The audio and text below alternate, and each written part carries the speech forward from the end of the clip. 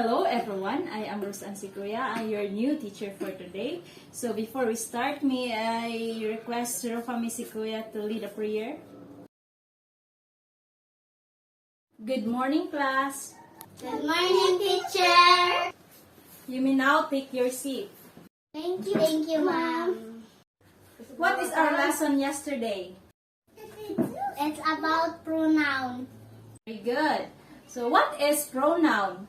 Pronoun is a word that substitute for a noun or noun phrase.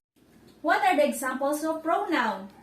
You, we, they, and it. Can we move on to our next topic? Ma'am.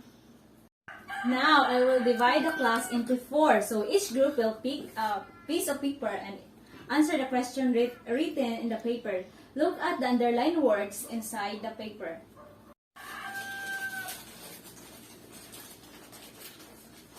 What have you noticed?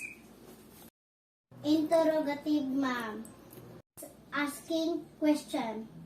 Now, let us read the mother and son dialogue. So, I am going to read a part of a mother and you read the part of the son. So, I'm the mother. So, son, it's time to go to school.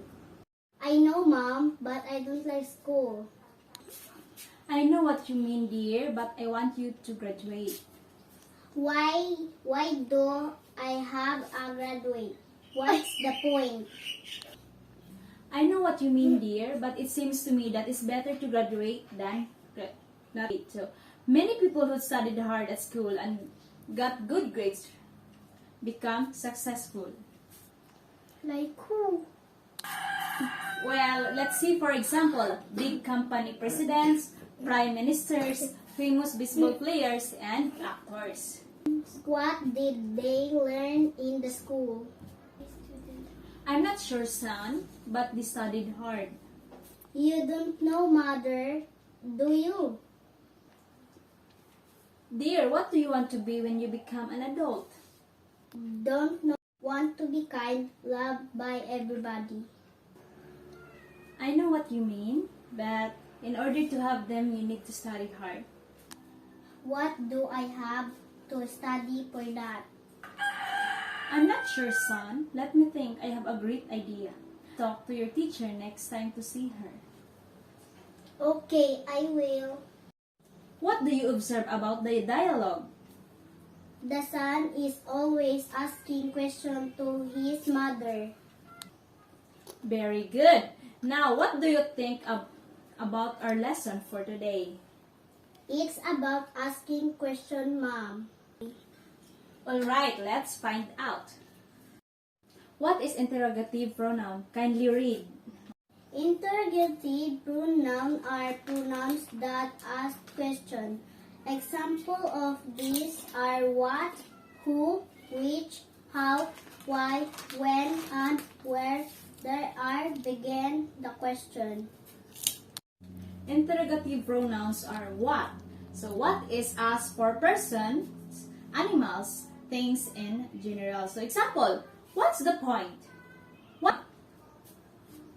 Class, can you give me an interrogative pronoun begins with what? What is your name? What are you doing? Very good. Now let's proceed to which.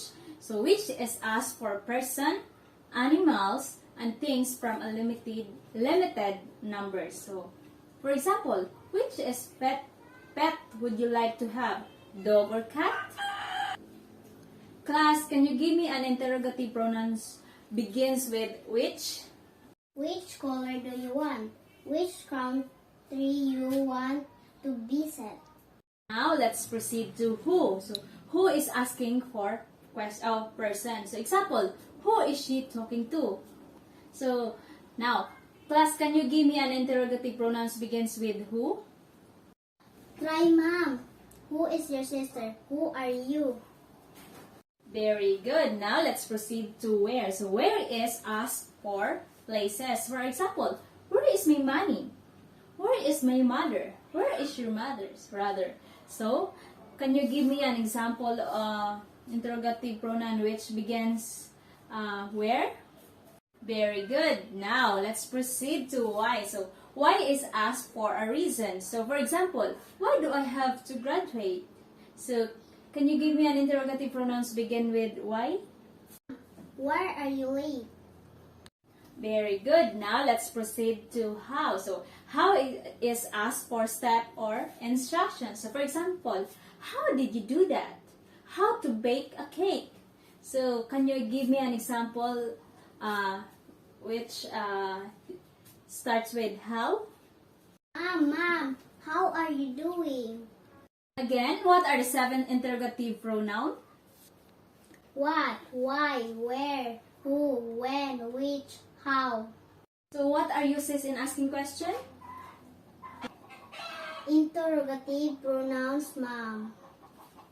If we don't use interrogative pronouns, can you understand everything? No, ma'am. Is it important to ask question? It is for us to gather information.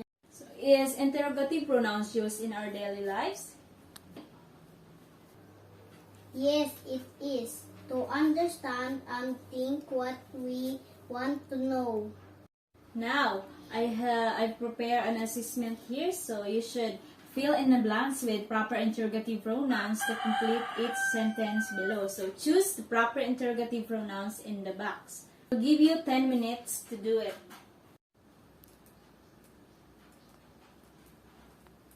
Are you done? Very good. So now, I have another assessment here. So you should underline the proper interrogative pronoun in the parentheses to complete each sentence below. So I will give you 10 minutes to answer it. Answer it on your notebook. Now for your assignment, so answer the exercise 2 on page 154 to 156 in your book. So that's all for today. Bye class. Thank you for listening.